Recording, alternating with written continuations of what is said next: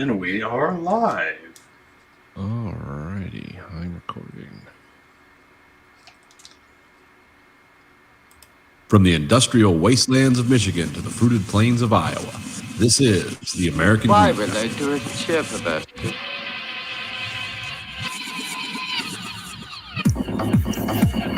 You are the dead. Remain exactly where you are. Make no move until you are ordered. We burn them to ashes and then burn the ashes. That's our official motto. Now we can see you. Clasp your hands behind your heads. Stand out in the middle of the room. Stand back to back. Who can explain the fascination of fire? What draws us to it, whether we're young or old? Here comes a candle to light you to bed. Here comes a chopper to chop off your head. And welcome to the American Greed Factory podcast. This is Nathan. This is Connor. Andrew? Big show for you tonight. Lots of great stuff going on in the world. Let's get started. What is going on now? I finally got sorry. I finally got my Bowflex dumbbells. Oh, okay. Since we were waiting on those since November? Yep. Good. They came early. They said they were going to ship them on the 29th, and they shipped them, like 4 days earlier. Oh. And They deserve a special prize for that. and they came, and one of them was slightly broken. So Oh. Jesus Christ. I can fix it. It's just sorry. I took apart the handle, and something was just misaligned, and so now the thing is working. But putting the handle back together is it's just a whole mess, because basically you have to put there's not a threaded part where the screw goes in. There's just a screw and a nut on the back of it.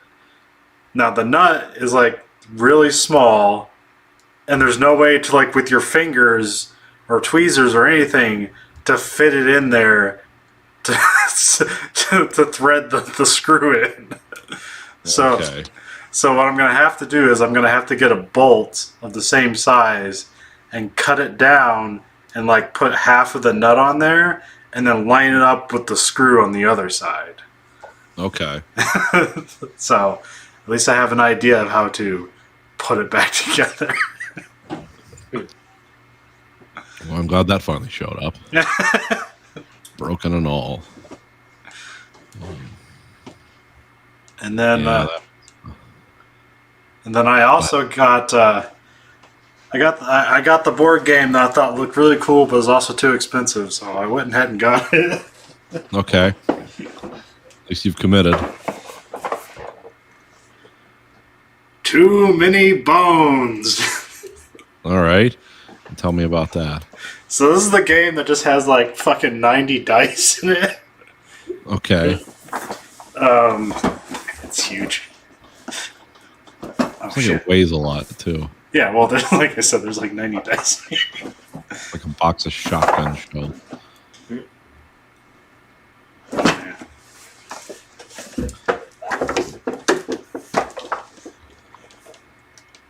That's a lot of dice. That's layers. There's more underneath. That's pretty good. And there's all these poker chip, because the game field is these poker chip things. And you line them up, and that's how your that's your enemy section. But see what you have here. There's a bunch of expansions for it. And the expansions are actually somewhat affordable, but these are your character sheets. Okay. And so you kind of use these, and every character has their own set of dice. And then that is how you build spells and stuff like that, by rolling all the different dice. All right. And there's these different mats, and there's 5 different characters, and you can get add-ons of more characters. So it's a neat thing. That is too many bones. How many bones did it cost you? What's that? How many bones did it cost you? Oh, it's $120. A lot of bones. Which it's not the most ridiculously priced game. I think that goes to Gloomhaven. I think that's like I think that's like a $200 board game. But that's like the heaviest board game with the most shit in it you'll ever find. Yeah. I mean, it's the epitome of board games because everybody wants it, but nobody can afford it. And there's another one. It's like Twilight Empire or something like that. That one's like a $200 game too. Twilight Imperium, maybe. Yeah, that's it. Okay. I've seen that one too because there's a special edition at my shop, but nobody buys it because I think it's $250. Yeah. It looks cool, but Yeah, I mean, it's basically like, do you like StarCraft? Do you want to do it at a slower pace and more? well, there's this game called Star Wars Outer Rim where you can basically be a smuggler and see how much profits you can make with getting raided by Imperials and shit at the same time. So I kind of want to buy that game. That's only like $50 right now, but I have no one to play it with, so I don't buy it. Yeah. Huh. Too many bones. Interesting. No, but in they don't sell it anywhere. You can only get it direct from the manufacturer. So. Oh, okay. I mean, people like try selling it on Amazon for like twice the markup or whatever. Like, fuck you. Does that ever work? Yeah, I guess. I guess, yeah. Yeah, I remember I was looking for a graphics card, and one day, like, I got an email from Amazon. It's like, we recommend this, and it was like the GeForce 3080, which is the lesser one. That one's like $600, but I thought it was like the 3090, which is like the higher grade one. And Yeah. but no, it was just the 3080, and they were like, "Hey, we're selling this for $2,000." Like, fuck you. Are you? Yeah, because it was like one of those like independent sellers. It wasn't Amazon selling it. Oh, it was the Amazon Marketplace. Yeah. Yeah. And I feel like I got like this. It was like these handlebars for a what's it called? It's called like a landmine for fitness equipment. And it's basically like this little thing you put the end of a barbell pole in, and like it pivots. It sits on the ground and it pivots in all different directions. And essentially, like you put weight on the end of one end of the barbell and you kind of lift it up, and it works your back. And so there's like these barbells or these handlebars you put on it, so like you can better do it than just like grabbing onto the fucking barbell. And I ordered that like a month ago, maybe a month and a half ago. And it said like Prime, free shipping. It's like, okay, cool, I'll get these, let's go. And it shipped it from fucking China for free. They made no money off that. They just ate like. or they ping ponged it around on some weird, it's like, we'll put it on this truck and we'll put it on this truck. Just a little bit of there's a little bit of space left here. We'll just throw it on there, and then like somehow it works out in their favor or something. It's fucking stupid. All right, I got that gig bag for the piano too, and like that, like it was like, all right, yeah, we'll get that, and then like it shipped it from fucking India for free. Strange. I guess thank God for Prime. I don't know. Whatever. Yeah, seems like they definitely take a big loss on shipping everywhere. And then, Andrew, what were you going to share? Oh, just that I was going to buy a Tsunami Pod. What's Tsunami? Not, yeah. I saw that on Reddit. Yeah. Because some people are making fun of it and calling it a Tide Pod, and I was like, well, that's very apt. At the same time. Yeah, I saw that fucking thing. There's no way an American's going to fit in that fucking thing. No, I know. You have to make it like 2 times the size in order for anybody. I mean, it's like literally the size of a washing machine. It's like, I ain't fitting in my washing machine. Is this something to ride out a tsunami in? Yeah. Yeah, you get in it and seal it, and it has a GPS tracker so they can find you afterwards. Oh, okay. Because somebody is like, well, do you want to sit in your living room or do you want to get in this thing and probably survive? Oh, okay, that makes sense. And then you just die on your way and run into your tsunami pod. just an empty tsunami pod. They find it. It's like you're trying to close the door and it's stuck against your fat leg, and you're like, "No, I spent so much money on this." Or you're roiling around in irradiated water from whatever nearby nuclear power plant cut loose when the tsunami hit. So it's like it's not made of lead. It'll sink. Well, sorry. No, it just seemed really interesting, and maybe it's like one of those things where it's like the parachute for people jumping from office buildings. And it was like, that's interesting, but is it really that useful? Yeah. I've seen that shit work, but it always looks like there's no way you're putting that on in 1 minute. Get the fuck out of there. But I see them demonstrated. It's like, that shit does work. Yeah, it's one of those weird things. Like, you better hide the fact that you have that. If there's like 50 people in the office and you're the only one, you're just going to have to strap that on and be like, good luck, everyone, as you jump out the window. Well, if you're May buying, God be with you. if you're buying that on the off chance that you're going to need it, you also have some form of defense to keep everyone off your back. If it comes to that, it better be something that like blows people into vapor, because people are going to start making pretty weird calculations. Like, well, if all of us rush us, he can only shoot us, so many of us, before we rip the thing off of his body and then break it, and then we all die in the building. And then they don't know how to use a parachute, so then there's just like everyone's burnt, but at the end of it, there's like, why does this person have bullet wounds? Why is this person beaten to death? Why this person jumped to their death with a parachute that didn't get used? It becomes like that Twilight Zone episode, the one guy in the neighborhood with the fallout shelter. They think it really happens, and everyone in the neighborhood shows up. Take my children. No, I can't. There's not enough room. Is that the gaslighting episode? Is that like where that phrase comes from? I'm not sure. I think so. I think that phrase comes from a Twilight Zone episode, but I can't remember what it is. Yeah, because I know it's not a nuclear war, and so then these people have to like emerge from this guy's basement and all live next to each other now, yeah. knowing that's how they all really feel.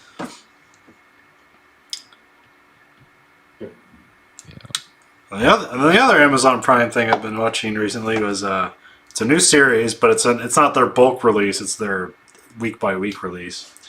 But Okay. they have 3 episodes out. It's called Invincible. Does anybody know what this is? No. Oh yeah, it's the Alex Robert Kurtzman. Kirkman comic. Oh, Robert Kirkman. Robert Kirkman comic book, and I meant to watch it. I didn't have time today. This is the guy who did The Walking Dead. This is his other like big comic book he did. I don't know if you know anything about it, so I won't. I guess if Andrew, if you know, don't spoil it. But Okay, I will. essentially, so you gotta watch the first episode, and it's almost a mind-numbingly generic superhero origin story. But you gotta get to the end, because when you get to the end, it lets you fucking know what the show is. Everything is not what it seems. But so yeah, there's 3 episodes out right now, and I know some things about it, but it's mostly a surprise because I never read any comic books. I remember when they were doing the last, they're wrapping up the series, and he did like an interview on Comedy Bang Bang. And so that's where I heard about the comic book the first time, which that was like 5 years ago or something. Oh, okay. But yeah, it's an animated series. There's 3 episodes out. It's a pretty good voice cast too. A lot of people would probably recognize. But yeah, it just suddenly showed up on Amazon. And I haven't watched an Amazon show recently, but when we watched the movie tonight, it was on Amazon Prime, and so that stuff came recommended. It's like, oh, that thing. It's like, I'll check that out. Actually, it's a cartoon, and each episode is 44 minutes long. Oh, okay. I'll check that out then. Yeah, because also the second season of Solar Opposites came out, and we've been watching that. Oh, damn! That's been really good so far. Okay, I didn't even watch that. I really liked the first season. Yeah, the second season's been really fucking good so far. As there's this one part where they make a forest city. I think it's like the 4th episode.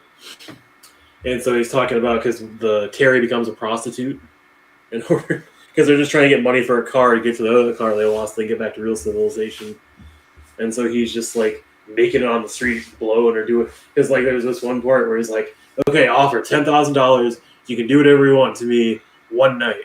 And the guy's like, "No fucking way, man! Get the fuck out of here!" He's like, "Okay, $500, no holes barred."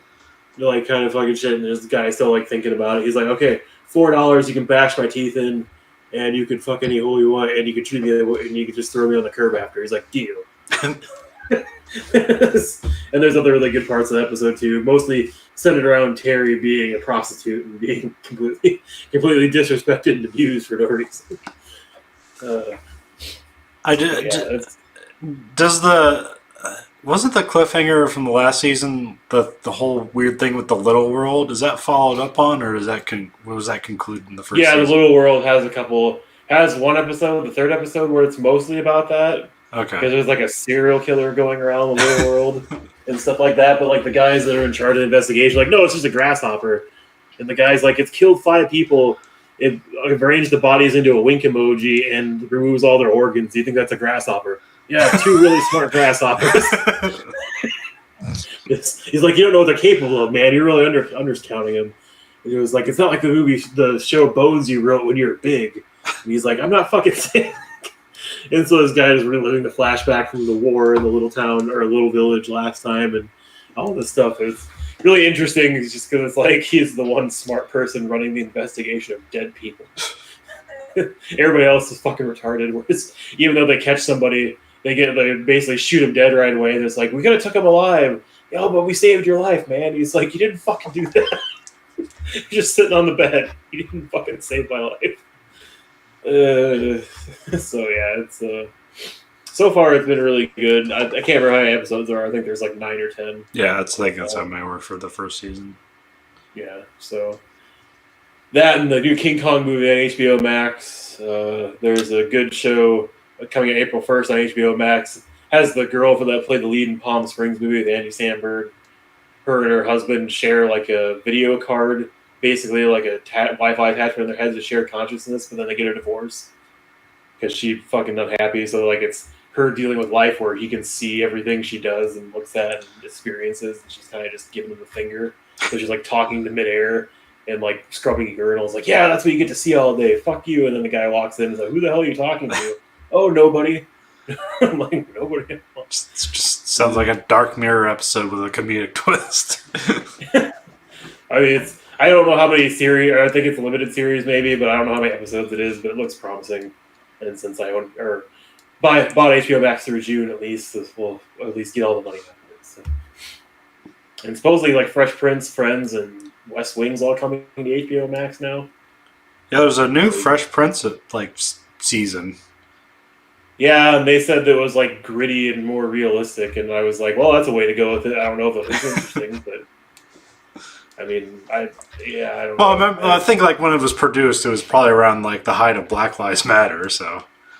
Yeah, that's true. I mean, not that it's not a good thing to focus on, but at the same time, I kind of thought people wanted Fresh Prince to be like, happy-go-lucky again, not like dark and gritty. But then again, it's Will Smith. I don't like that. That show always rode. That show always gave like white people. It's like, oh yeah, you're having fun, right? And then like, here's some shit that happens to black people, but not to you. It's like, oh.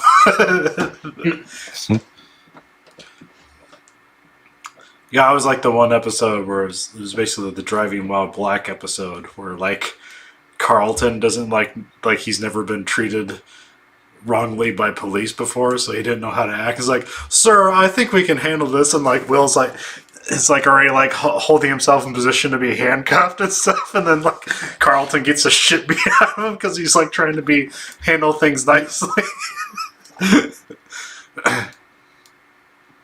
Which I guess isn't funny, but like when Well, I mean, at least it didn't pull any punches on that part of it, to be honest. But and that was at the same time, that was like 1993. So yeah, because I have nothing against shows that want to be good with like the Lovecraft show. That was very dark and honest about a lot of things, and that was a good show. So I'm not going to be down on it. But when the source material is more of a 90% happy-go-lucky weird guy more than seriousness. It's hard to. Also, like, if you want to get that cast back, well, I guess really if you want to get Will Smith back, it's like, what are you going to do to interest him? It's like, hey, do you want to do sketch comedy, or not sketch comedy, but like TV comedy, like multicam comedy? It's like, no, that sounds stupid. And I believe he's in the cast. I'm not sure. I haven't seen one frame of it, but Yeah, I don't know. I know they had like a reunion thing. They maybe it was published a couple months ago. maybe it wasn't a season. Maybe it was just one episode. I'm not sure. But I know, they brought back Full House, and they basically just try to pick that thing up like Full House never ended. It's like, it's Full House again, like wacky, now it's women instead of dudes. Which, it's probably fine. I watched like the first episode. It's like, yeah, it's fine, but I don't care for it. I think the only funny thing was like, you have DJ Tanner, and she's like literally a DJ named DJ Tanner. That was the only that's stupid. All right, that works. That's so on the nose. That's charming in a way. And then also the other thing, like, they're bringing back Punky Brewster, but it's been like, and it's like, what's her name? It's Soledad Moonfry. She's back, but she's like, a mother, and then like her kid is kind of like the spunky child getting into trouble. Which would be because it wasn't Punky Brewster an orphan? Yeah. Yeah. My wife tried watching the documentary she put out about life and being a celebrity kid in the 90s, and it was boring as shit. It was just basically, oh yeah, we're telling people not to do drugs, but we're doing drugs and drinking, we're being assholes and shit, and her getting a breast reduction because I guess she had like huge tits when she was 16, so she's only getting cast for that. But then again, to be fair, like they showed clips like the Wonder Years when she was a guest star, and like he's just focusing on her tits the entire time.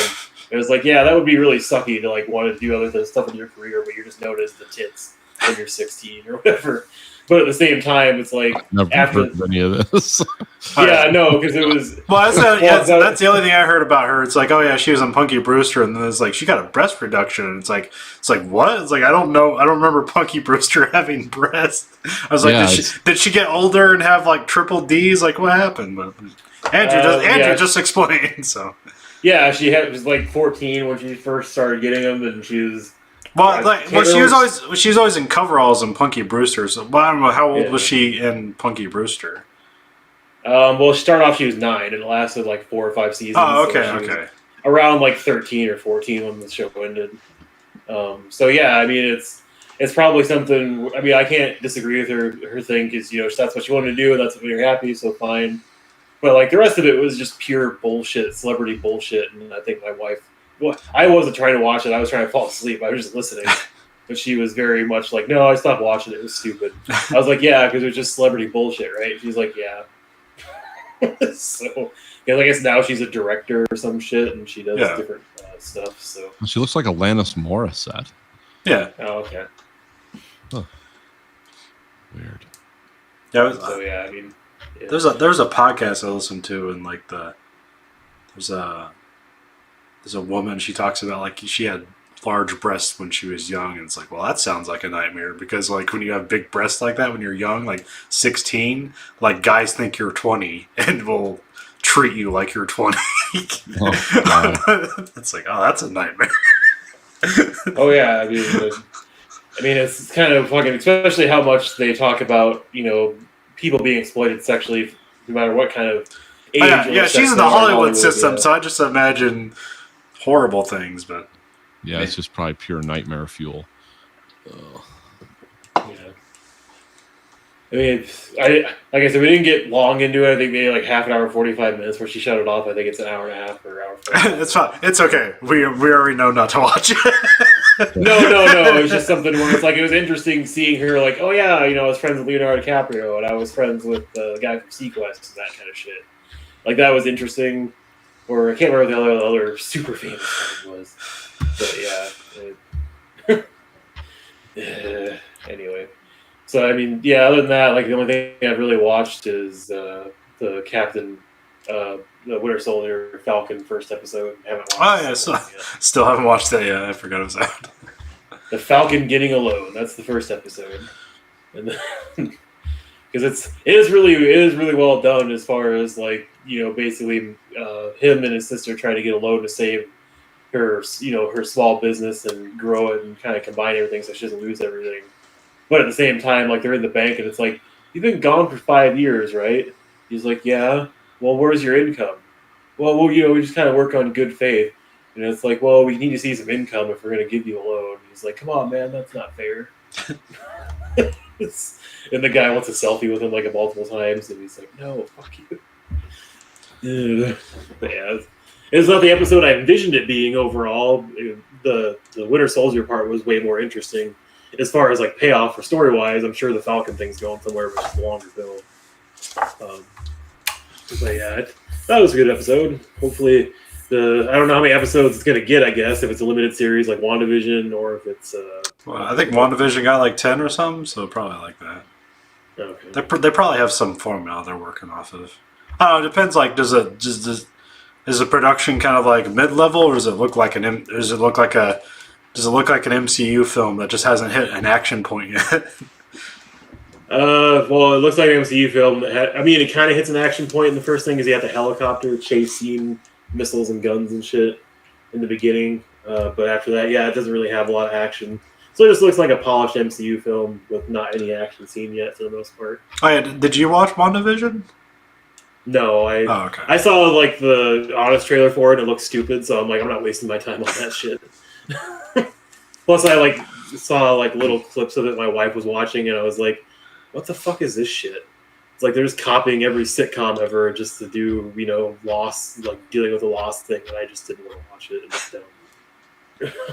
So, not saying you can't have a good character piece out of that, and it probably was good. I'm just not. No, giving it I time of day. thought it was neat. Well, I think like one thing that helps it is like because it's kind of formatted on a sitcom is that like they're only half-hour episodes or 22 minutes, so they go by pretty quickly. But yeah, the gimmick's really cool. But the thing is, like I said before, it's like that gimmick kind of wears thin like about 5 minutes into every episode, because then it's like, well, you're emulating 1950s comedy, which means it sucks. Well,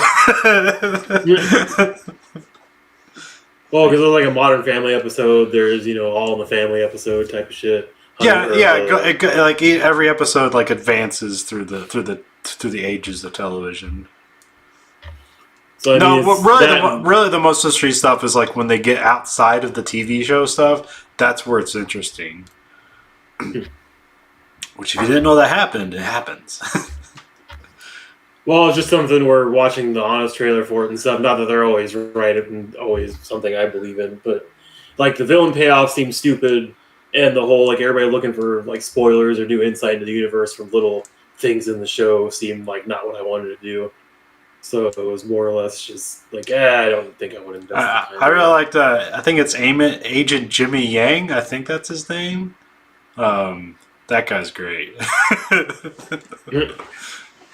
He's just like this kind of like FBI guy who's like kind of nice, but he's also kind of a pushover. And it's like, yeah, the guy in the Ant-Man movie is like the guy that was fooled by his. Oh, is that okay? Okay, yeah. That's it. Yeah, because he does a magic trick in the show. So because somebody was putting a meme out saying we should petition Marvel to make a show with just him doing like weird, like an X-File type show, but like weird and nice and stuff like that with him in the Marvel universe. There's this they made a meme about there's like this one thing where he's explaining what's going on with the I forget what they call it. It's like the hex or something like that.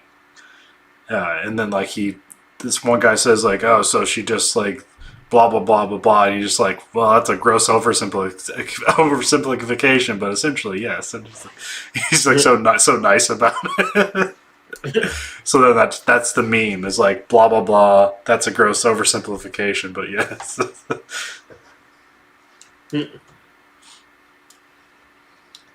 No, I just think it'll be interesting to see what else they do with the Marvel Universe on Disney Plus. What other shows they greenlight? Because Moon Knight seems like it Is the Loki thing, is that a TV show or is that a movie? Yeah, that's a TV show. Okay. So I'm more interested in that one. I wasn't really interested in the Winter Soldier and Falcon or WandaVision. Like they both seem like something I could care less about seeing. So I mean, especially like I was really down on the Winter Soldier Falcon one because I was like, do I really care about this? And should anybody care about it? Because not that those characters are worthless or anything. It's just something where I didn't know what they had to add to the story, I guess. Oh, that's probably my favorite MCU movie is Captain America and the Winter Soldier. But that's Yeah, it seems to be high. but that's because it's basically like, hey, here's a superhero movie that's basically if it was a Tom Clancy movie.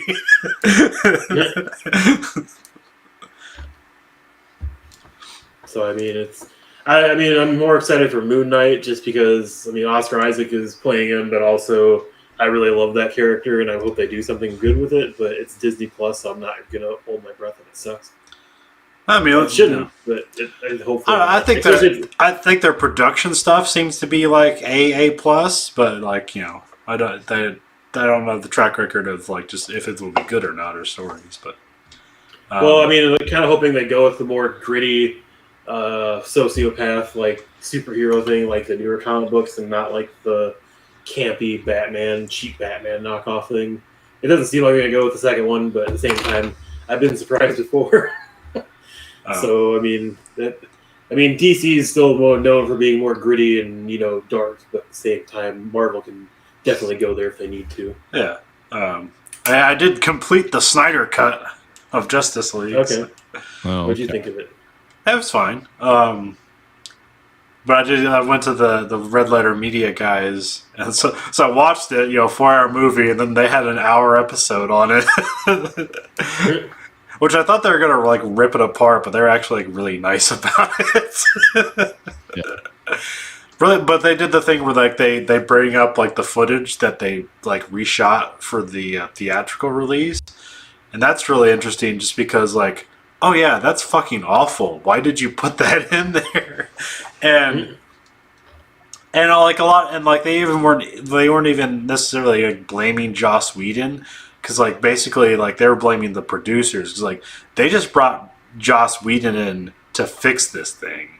Because Zack Snyder did shoot 4 hours of a movie.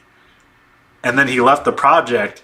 And, like, what Zack Snyder was intending to do was to release this multi-part movie thing.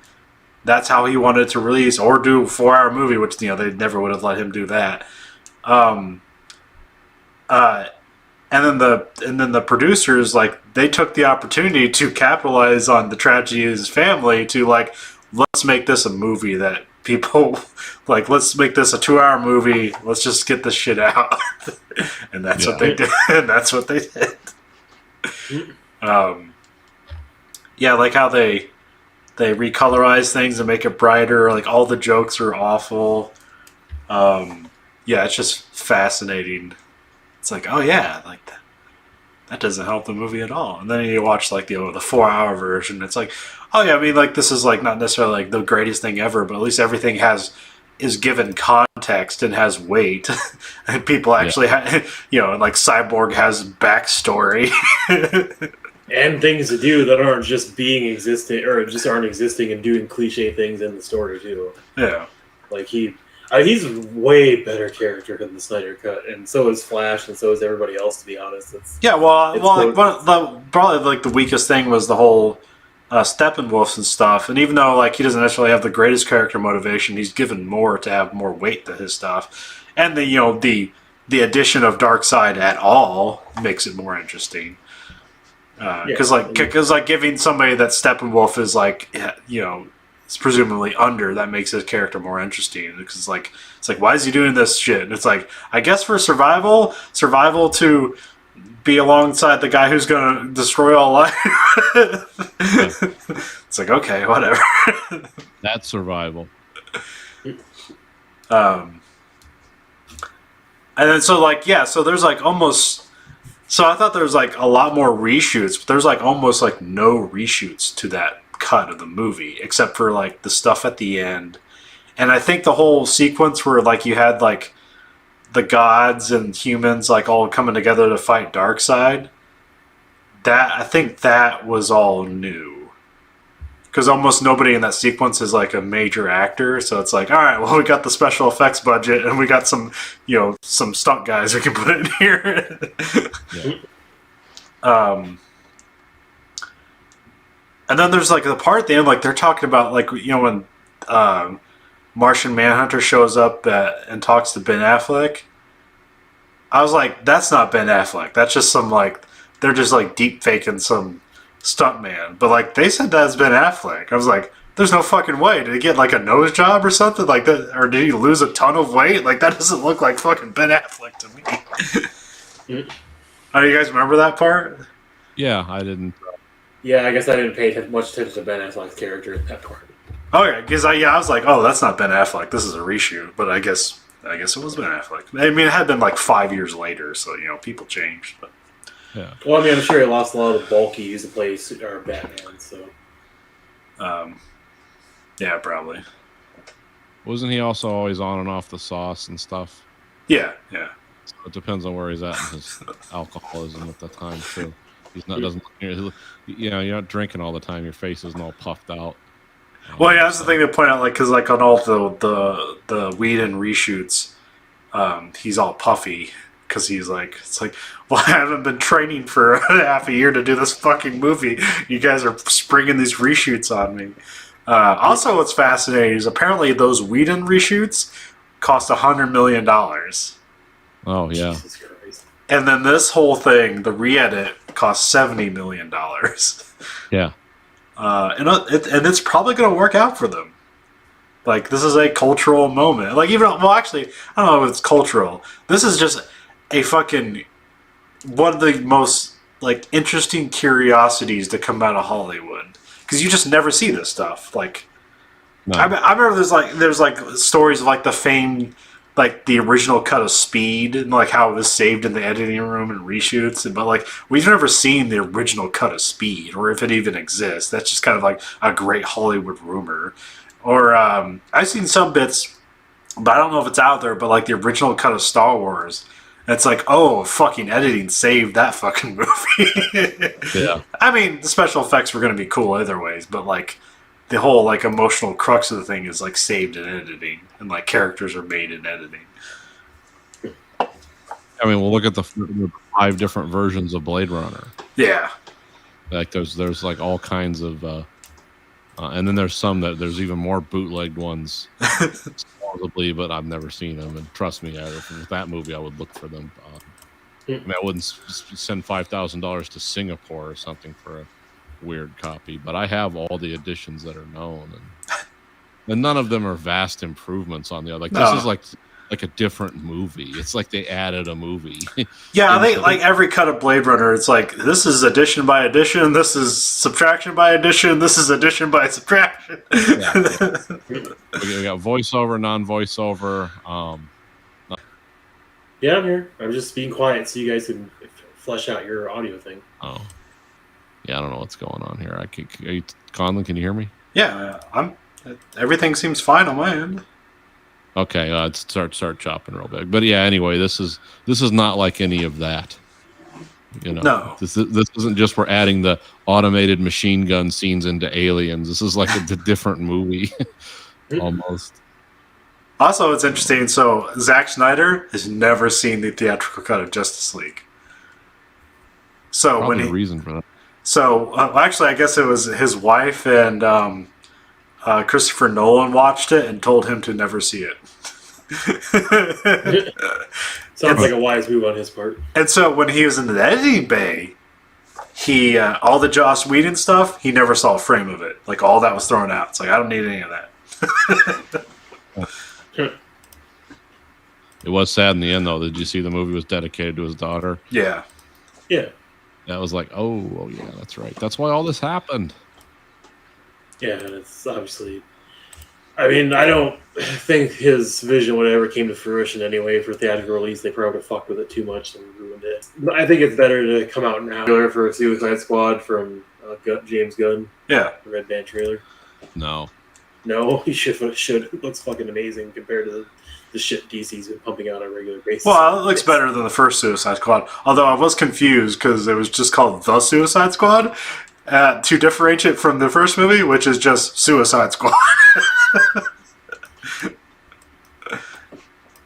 True, that is a little bit confusing. Also, it's interesting. So, like, you have Idris Elba in there as seemingly as a Will Smith replacement, but he's a different character because Will Smith still wants to play. Was it Deadshot? What's his character's name? Bullseye? Deadshot. Yeah. I was really disappointed to see the new Shazam movie doesn't come out for like another 2 years at this point. I know that stuff's delayed and everything, but at the same time, it's like, God damn it! It seems like forever. That's gonna take. I'll be at 40 by the time the thing comes out. Almost by this point. About a kid that's a superhero, but that was probably my favorite DC movie up to this point. But we'll see how Suicide Squad acts. Oh, okay. Well, Yeah.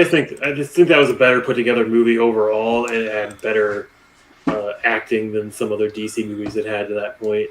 Besides stuff that was altered after, like the Zack Snyder cut of Batman vs Superman or the Zack Snyder cut of Justice League, because like the stuff that was released theatrically was just horrible. Yeah. Aquaman was probably the next best one, or I guess Wonder Woman as well. Sorry, the Yeah, original Wonder Wonder Woman, not the second one. Yeah. Second one's hot garbage.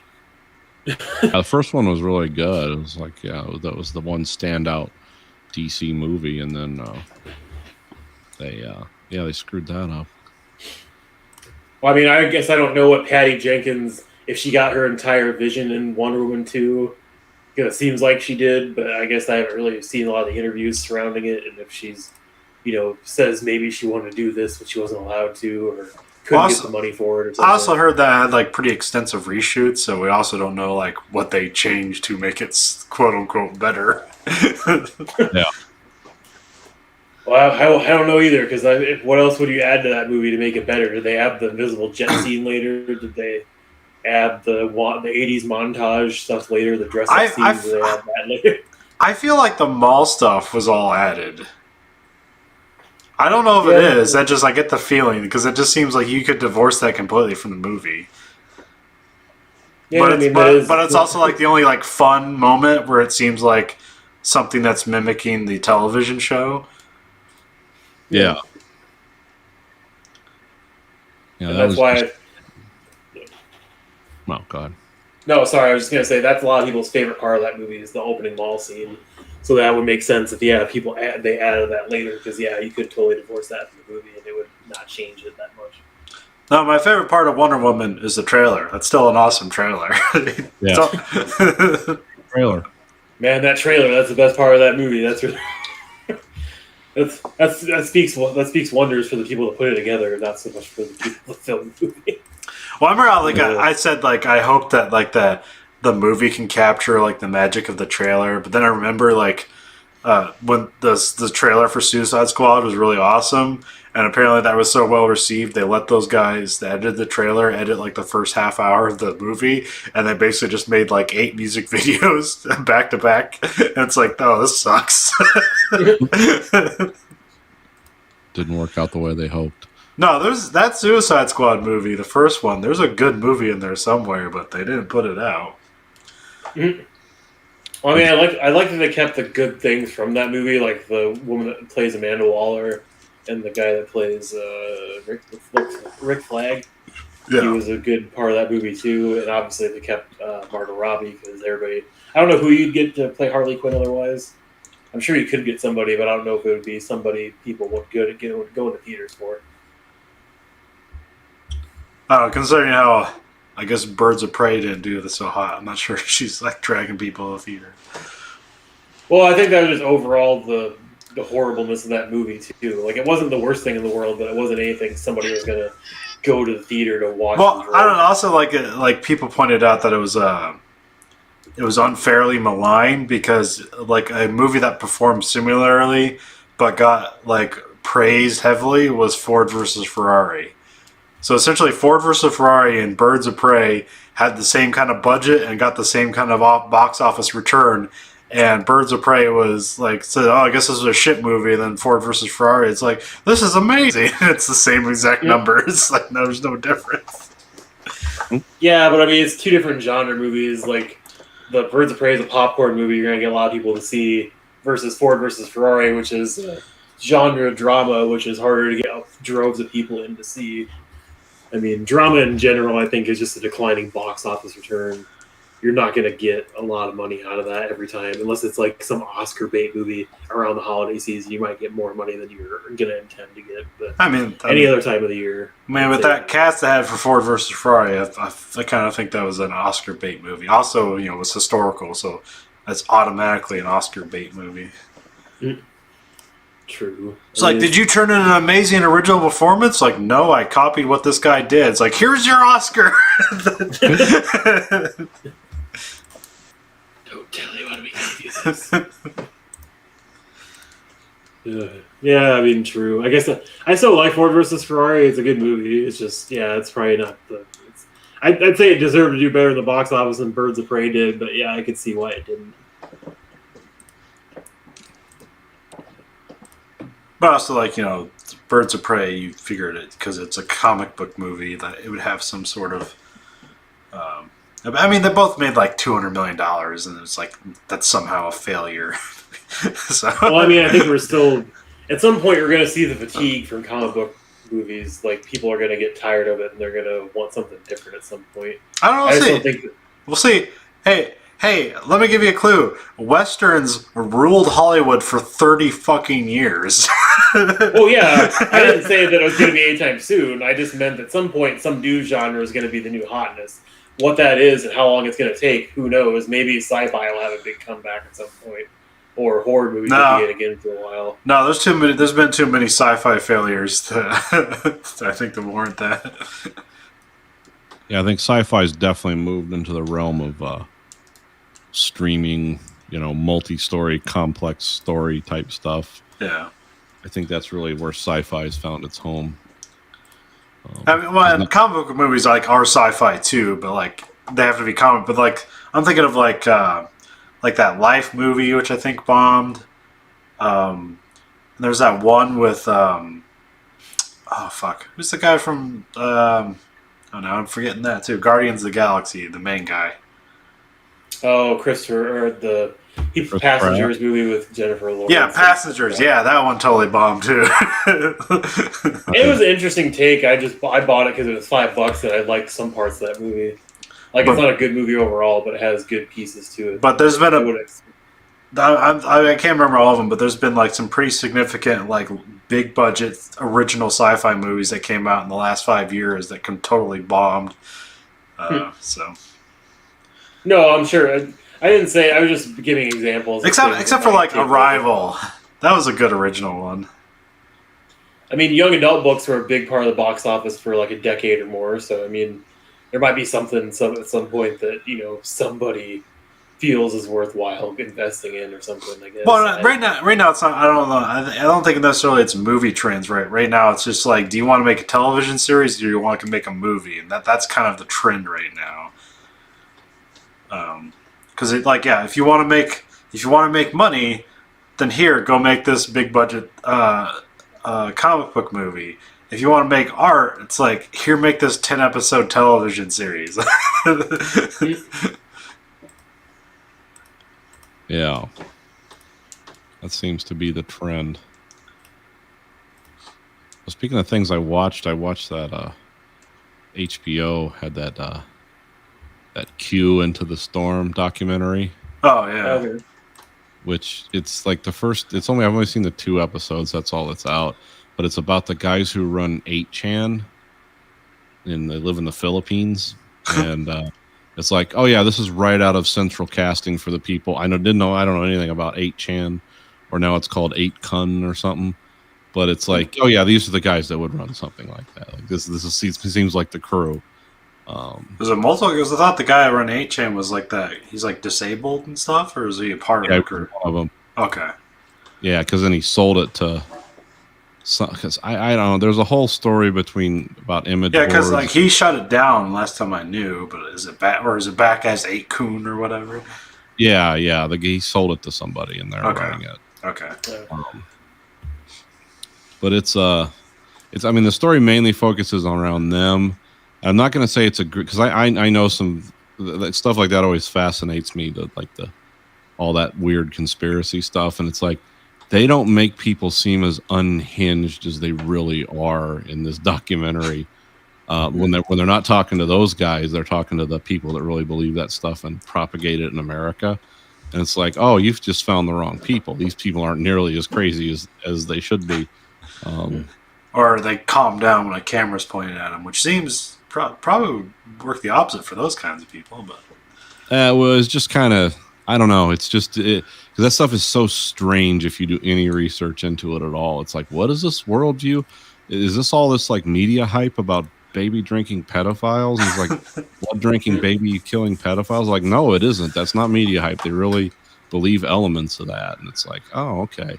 Then they get these people on camera and they seem like, oh, these are people you could have a conversation with. You wouldn't agree with them, but you could have a conversation. I don't think that's really the spirit of this. I think these are the people that weren't crazy enough that he couldn't talk to them, or that he could talk to them. I mean, but yeah, it's sort of to have it all put together like that is. But it's like, yeah, everyone they have around. This is like, oh yeah, these are the kind of people that do this stuff. It's kind of weird. Like, I'm all about freedom of speech, but it's like wildly destructive, horrible stuff, and it's like, yeah, I get that to us, and I think there should be a place for that kind of freedom of speech, but not when it encourages. There's a fine line you got to draw there, and these people, some of them seem to realize the danger, some of them don't. But like I said, it doesn't seem, and I know there's 6 total episodes, and I've only seen 2, so I can't judge it on the main, but it's like, oh, these people don't seem deranged enough. I would expect them to be more crazy than they are. But I think some of the people they're interviewing are the people who maybe don't necessarily 100% buy into that, but they want to harness the power of that for their own ends. Well, how far back was this shot? Oh, they have images from the Capitol raid in it. Huh. They talk about that, so it's pretty concurrent. I mean, This is the guy who did, what's he known for? He did things like Terms and Conditions May Apply, Monster Camp. Yeah, so he's kind of,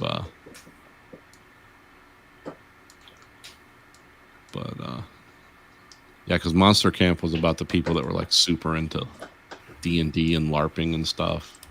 And then Terms and Conditions May Apply is another documentary. Because it's not quite, it's not like Michael Moore stuff where it's all breathless political. He does sort of have fun, and he does give people space to talk, but it's still, it's like, I don't think he's capturing the essence of how nuts this is, which I think is important. Because people need to realize when they're being bamboozled, and it's like, yeah, these guys are all one or another type of crazy. It's not a stable bunch you can form a movement around, but And I didn't realize they didn't know who QAnon was yet. It's like, I thought that was like understood, like they narrowed it down, but I guess not. I don't know. Like I said, I don't follow that stuff that closely. It's just when I hear crazy stuff on podcasts, I'm like, what? Wait a minute. No one really believes that. No one said that. It's like, oh yeah, they did. Okay. Well, but I thought this would, put all this wildly disparate, confusing information into kind of a continuum at least. And so far it hasn't really struck me as this, like, how crazy is this? And why do people want to believe this? This is the stuff I want answered. I mean, I kind of have my own opinions, but it's like, I want this guy to go actually, because I'm not willing to make contact with people. Like, tell me why you believe in this, because then you get weirdos coming to the house and stuff. But it's an interesting documentary, but not what I thought it would be. I'm not looking for universal condemnation either. I'm just looking for understanding. It's like, why is this so important to you, and why is Donald Trump the figurehead of it? Well, you want to see their origin story. Like, what was the moment that made them like believe? Yeah. And then you get the same glimpse at it, and you're like, man, how the fuck did that guy get there from here? I want to know, like, where did the wheel turn for you? And I mean, they had a couple on there that were like, because some of these people were like, I could tell that some of this was interspersed and dated because they were talking about how they were big, YouTube people talking about this. And I was like, well, I know that hasn't been allowed in a while. So, because these people were talking about, I quit my job. I do this full time now. And I was like, oh, this must be old footage because these people cannot do that. I don't think you can do that anywhere anymore. What's that? Talk about QAnon. Oh, No, it's been heavily demonetized in a lot of places. Yeah. So it's like, I don't know how old that footage is, but yeah, they had a couple people on there that, of course, seemed to be living in some type of modular living situation, and these were the people like we believed in Barack Obama, we voted for him twice, and then Trump and Q came along, and we decided, yeah, this is our thing now. It's like, whoa, that's a Heavy swing. complete shift of gears. It's like you're going in a completely opposite direction. I believed in protecting life, and then I saw one person get murdered. Now I believe in killing everyone. It's totally the right well, thing we to do. tried this, it didn't work, so let's try the complete opposite. Yeah. Yeah, that's pretty much what it seems like, to be honest. I mean, I don't know. Isn't that the opposite of the definition of insanity? You'd think. Yeah, I mean, it's like I really just want to know more about these people's stories. Now, as far as the guys that started and now currently run 8chan or whatever, like I said, it's like, oh yeah, these guys. Okay, I've seen versions of these guys in tech all over the place. It's like, oh, you're sort of nuts and you like notoriety and it's all organized around the principle of free speech. But it's like, well, what do you really believe? Or do you believe in anything? So, but yeah, it was sort of interesting. They just like to disrupt things. Yeah, it seems like a lot of that. Just a lot of, a lot of first principles disguised as like personal dissatisfaction living itself out. But we'll see. Maybe it'll get more interesting as time goes on. I don't know. And I got a quick F1 update. All right. Yep. So there'll be the Bahrain Grand Prix will be tomorrow. All right. And it looks to be a good race. Max Verstappen qualified P1. I think behind him was Lewis Hamilton and then Valtteri Bottas. I can't remember who was oh yeah, Charles Leclerc was fourth. So Ferrari got in fourth place. So that's pretty good for them. You know how much they sucked last year. And then Pierre Gasly and his AlphaTauri qualified in fifth. So, and like the times are pretty close. So it looks like it'll be an interesting race tomorrow. Okay. So, and then like weirdly, Perez got like caught out. I guess he was trying to qualify on medium tires and he got like fucked over and got kicked out of Q2. So he's starting in 11th place. So it's probably not where they want. Probably not ideal. Yeah. Yeah. Yeah, I heard him on the radio be like, "Uh-oh," or something like that. Oh, they're gonna fire me immediately. Because that's what Red Bull does. Well, there's one of those sections, like both Carlos Sainz and Charles Leclerc, I think in qualifying 2, like they topped the charts, and it's like, whoa, that's crazy. And then like I think in one of the qualifyings that Yuki Tsunoda kid was like qualified second in one of the stints. It was like, Jesus Christ, where's that coming from? But then he ended up like fucking up like Q2 or something like that because he also tried to qualify in the medium tires and got caught out. I think he's starting in like 13th place or something like that. But and then of course the Haas's are all the way at the back. Yeah. And then the Williams are back there with them too. So poor George Russell. But, I'll look forward to that tomorrow. yeah. Maybe a night race. Yeah, there will be a night. Yeah, they do night race there at Bahrain because it looks cooler and it's also just cooler. Because they used to race it during the day, but then they changed it at night, and it kind of like changed the whole complexion of the race. It's like, now it has character. Because supposedly that track is like really good for passing. So you expect to be a lot of, being that the field seems to be very close together. I guess you're going to be expecting a lot of back and forth between the teams, but we'll see. Those Hondas look good, so.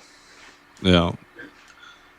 But also, like, you know, the Mercedes seem to be fine. They weren't like in last place or something, and like they forgot how to race. But usually how it works out is, like, at least how it's been for the past 3 years, is Bottas wins the first race, and then Lewis Hamilton wins like the next 5. So this will probably be a different result. Yeah. Because if Max Verstappen could just get out front, if he has a good start and he just gets out front away from Lewis Hamilton, then he's probably going to run away with it. But we'll see. Max Verstappen has a habit of he either gets on the podium or he wrecks. He literally, every race he finished last year was on the podium, but he also had 8 races they wrecked in. So, Oh, okay. well, I think 2 of them there was an engine failure, so that wasn't his fault, and one of them, well, at least 2 of them, he got like ran into, so that's also not his fault. But that's Max Verstappen. Yeah. I watched a movie this week. Yes, we watched the 1989 Back to the Future Part 2.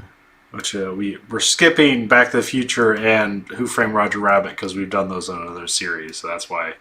And the Robert Zemeckis retrospective here, we're skipping those, but Yeah, we've talked about those enough, or how much we didn't want to talk about them. This is some people consider this Robert Zemeckis' best film. Some people consider it the best sequel ever. I'd say no on both parts, but okay. Well, some people don't like it. I mean, it's a very divided rating, though. It gets like a 60% weighted average But between love and hate. I thought I was going to save this for later on in the conversation, but maybe I'll just have it now. When I was younger, this movie was fucking cool. Yeah. Because it just has a lot of cool stuff to it. And then I was disappointed in Back to the Future 3 because it's like it doesn't have all the cool stuff from Back to the Future 2. Yeah. Back to the Future 3 was a lot more plain and a little more story driven. Yes. So as you get older, you realize, oh, Back to the Future 3 is a better movie. Yeah. Yeah, it actually is.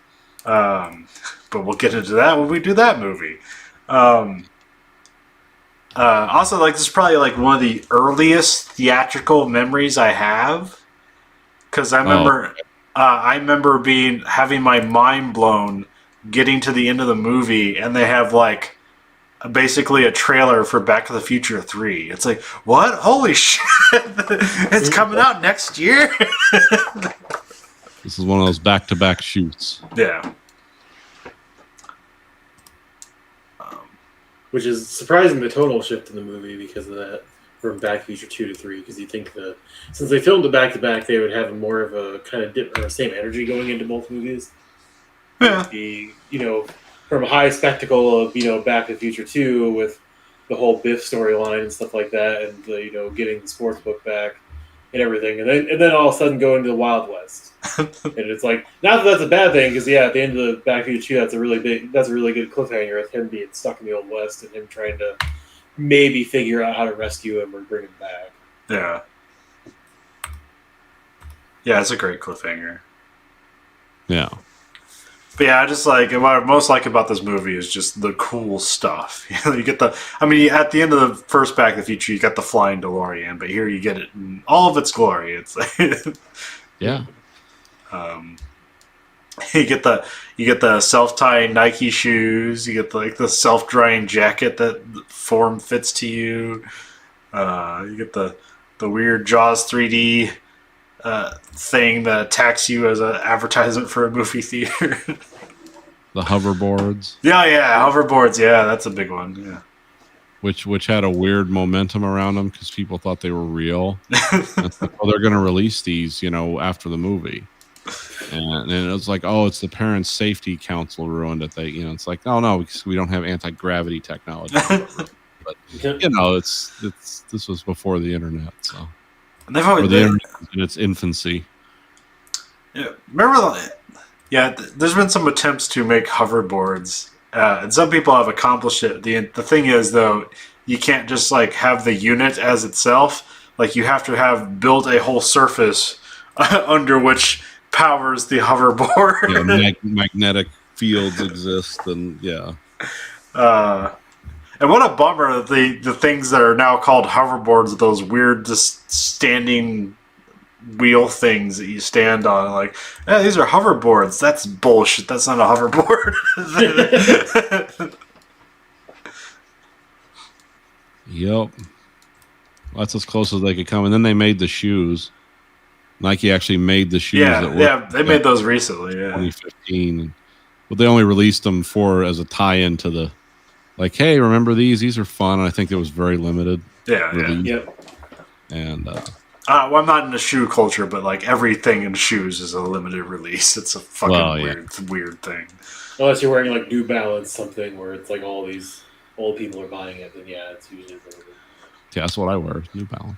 No, I don't. I'm not trying to say anything. I was just saying it's like I buy those type of shoes where it's definitely not limited. No one's buying these for $600 or they're going to be worth more money than I bought them for. If I just No, I'm talking about like Nike releases like a special edition of a Jordan shoe that like oh, we're only we're only making 1,000 of these, and like there's like a secondary market where they're going for like $100,000. It's like, who the fuck are these people? It's a pair of goddamn shoes. Yep, sneaker culture is weird. Yeah, but they did do a release of those from this movie. And I mean, my impression of this movie, watching it recently, is like it was definitely a cool sequel to the first one, but it seemed like it was just bloated with a lot of ideas coming at you really fast. Well, and the underlying story of like just distorting time and changing time was like interesting, but like they kind of shoot themselves in the foot like the first half hour of the movie, because the whole plot of the first half of the movie is like the whole promise is like, we gotta do something about your kids, and like what they have to do about their kids is like stop them from robbing a bank, and then like that just kind of goes nowhere. Right. And then you have like an hour left of the movie to do the whole Biff plot in the sports almanac. It's like this is completely different from the first half hour of the movie. It's just like it's like a television show and then a movie tacked on the end of it. It's just kind of it's inconsistent. Yeah, it is kind of weird. But it was, again, it's fun. I mean, it's a fun movie. It's definitely, it's where, I mean, it almost seems a little creaky and antique-y at this point, but it is still kind of cool. Yeah. Well, yeah, a lot of like shots are still neat, like how they do like with their doubles and stuff like that. I always like the behind the scenes of that stuff, like the part where Biff hands the almanac to himself. It's like, oh, how'd you do that? It's like, well, because they're sitting in that seat, and there's like this robotic arm that moves at the same rate every time to hand the magazine off. Like that's how they do it. Is they shoot two different scenes and splice them together because the magazine's always going at the same rate, so it just splices together when they do that. It's like, oh, that's clever. Yeah. Also, this has another landmark decision that Crispin Glover did not want to be in the sequel, and they were just going to use footage from the first movie, and so he sued him to take that out, and he got paid for being an actor in this movie, and they also they couldn't use, even though they paid him, they could not use any of the footage from the first movie because he told them not to. Yeah. So it's just like a body double for some of those scenes. And then, that was kind of an ugly story with him, because they were trying to pay him, like, because I guess he knew a lot of the people he was working with on this movie, and they offered him almost half of what they were paying anyone else to come back, and he was like, "Well, screw that! Why would I do that?" And a lot of the people on the movie were like, "Yeah, don't let them do that to you." And it's like, but then they, it's like they'll put you in. They have to. It's like, well, no. I think he won more suing them than they were willing to pay him. Oh yeah, So, yeah. But that was a landmark case because now you can't do that. You can't just reuse footage from a previous movie without paying people. It's like that's a new movie. yeah. Yeah, didn't so his love interest from the first movie didn't come back either, right? Yeah, it changed to Elizabeth Shue. I don't remember who was in the first movie, but yeah, it's different. Yeah, I don't remember. Claudia Wells. Okay.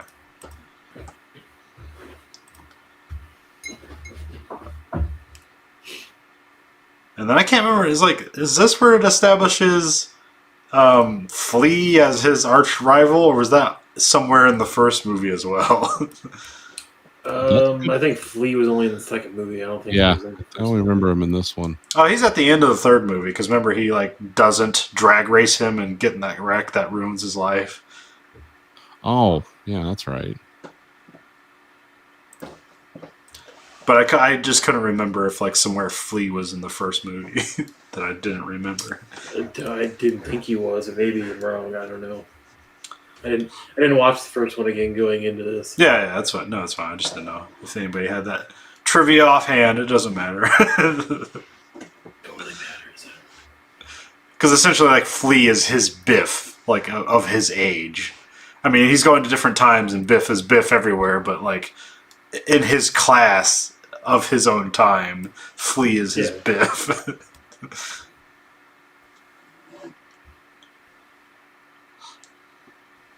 Yep, but that was Because it takes him 9 years, and he finally gets to drive that fucking truck. Even though, through the course of the movies, it's only been 3 days. yeah. Yeah, it seems to. Yeah, there's some of that stuff.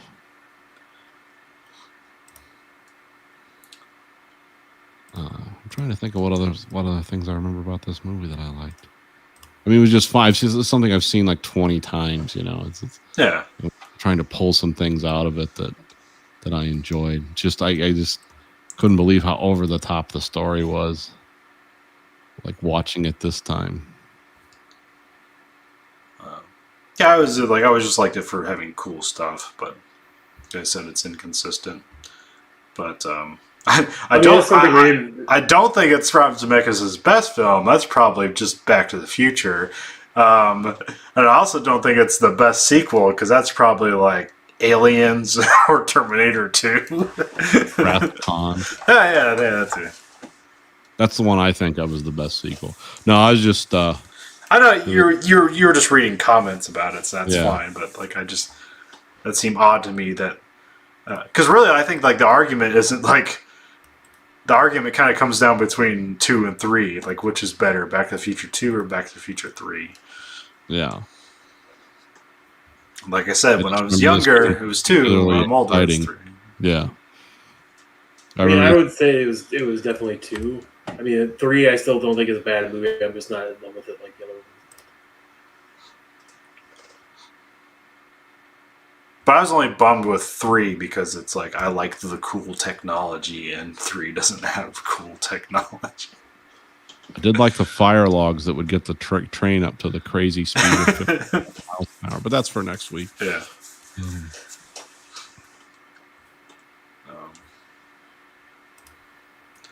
But it's hard to believe when you see these movies, and it's this was made for $40 million. I mean, it's 89 or 88 was probably shot in. Well, they spent 2 years building the sets and writing the stories, but this is for both movies. So really, Back to the Future Part 1 and Part 3, or Part 2 and Part 3, where it was $80 million worth of movie production. Yeah. Oh, and probably making the third one a Western probably lowered that production's value. Yeah, they have a lot of stuff to work with. Because 2 has all the ambitious special effects stuff where it's you're having people interact with themselves, all the ILM stuff, which still looks fine, but some of it's oh yeah, that's an effect. Like I remember, like when he has the when Biff or Ziff was it in the future? Is it Ziff? Something like that's a son. Yeah. Like, And Griff. Griff, yeah. And Griff has his hoverboard that he drops down, and like when that effect when they do that, just like that just looks weird. yeah. I mean, they added the growling effect with it's that kind of like, oh yeah, this, Yeah. What was it called? The pit bull. yeah. Yep. Yeah.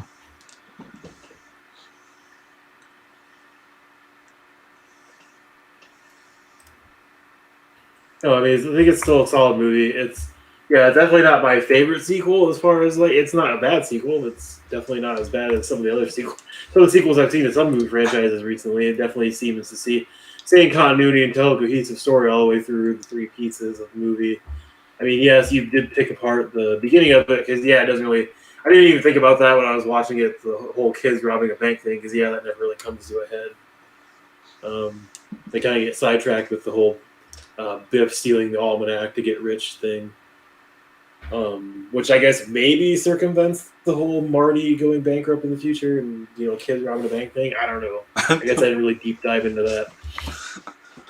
But I mean, I think it's a solid movie. And like you, I like the second one more just because of the technology and the future aspect of it, because I think that's more interesting than going to the past in a lot of ways. It's almost like the Teenage Mutant Ninja Turtles movie, the third one, where they go to the past to be samurais. It's totally makes no sense, and it doesn't bring anything to the story. But people think it's cool. It's okay. I don't know anybody who likes. I don't know anybody who likes the third turn. No, I don't know anybody who likes the third one either. It's very much an eyesore on the franchise, even though all three movies suck. But they don't hold up well. The first one's good, especially it's like a bold production for what it is.